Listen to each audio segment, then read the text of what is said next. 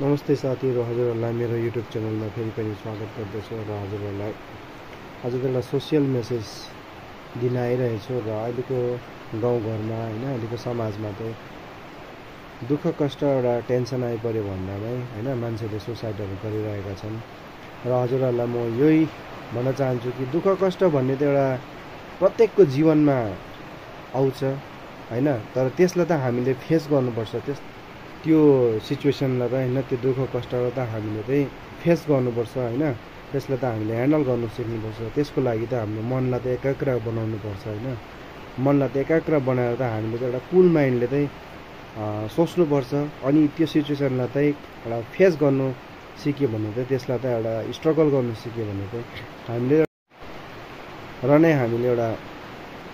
एउटा नयाँ जीवन हामीले पाउँछौँ होइन, जीवनको महत्त्वलाई बुझ्छौँ। दुःख कष्ट भन्ने त हरेकको प्रत्येकको जीवनमा नै आउँछ, त्यसलाई त हामीले स्ट्रगल गर्नु सिक्नुपर्छ। कहिले पनि हार खानु हुँदैन र हामीले जहिले पनि यो नराम्रो विचारलाई चाहिँ हामीले स्टप गरौँ र हामीले नयाँ विचारहरूको साथमा त आफ्नो जीवनलाई चाहिँ अगाडि बढाउनुपर्छ। Thank you.